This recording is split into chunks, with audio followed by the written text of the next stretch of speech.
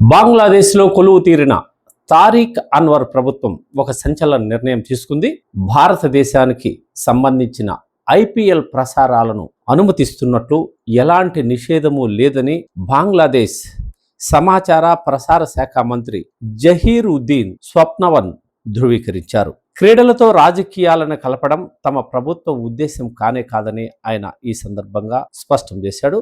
బంగ్లాదేశ్లో గత కొంతకాలంగా జరిగిన హిందూ మారణకాండపై స్పందించిన హిందూ సంఘాలు భారతదేశంలో కోల్కతా నైట్ రైడర్స్ తరఫున ఆడనున్న బంగ్లాదేశ్ పేసర్ ముస్తాఫిజుర్ రెహమాన్ను అడ్డుకుంటామని ప్రకటించడం, దీంతో అతన్ని ఐపీఎల్ నుంచి బ్యాన్ చేయడం జరిగిపోయాయి.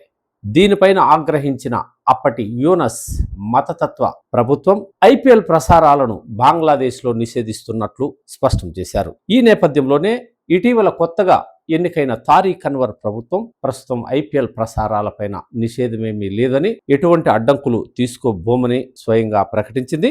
అంతర్జాతీయ నెట్వర్క్లు ఏవైనా బంగ్లాదేశ్లో ఐపీఎల్ ప్రసారం చేసుకోవచ్చని, ప్రభుత్వం ఎవరిని బలవంతం చేయదని, అదే సమయంలో అడ్డుకోవడం కూడా జరగదని స్పష్టం చేయడం విశేషం.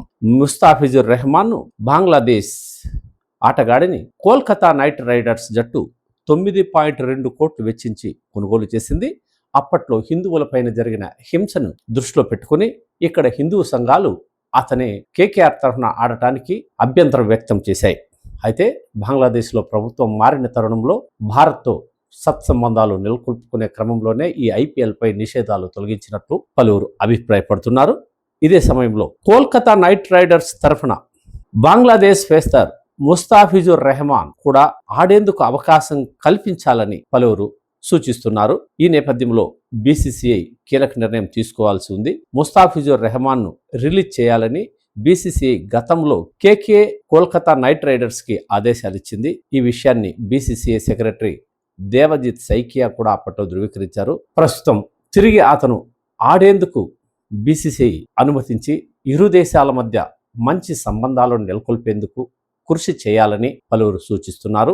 బంగ్లాదేశ్ అనే దేశమే భారతదేశం అండతో ఏర్పాటైనటువంటి దేశం అనే విషయాన్ని మనం గుర్తుపెట్టుకోవాలి. ప్రస్తుతం అక్కడ మత ఛాందస్తవాద ప్రభుత్వం అధికారంలో లేదు.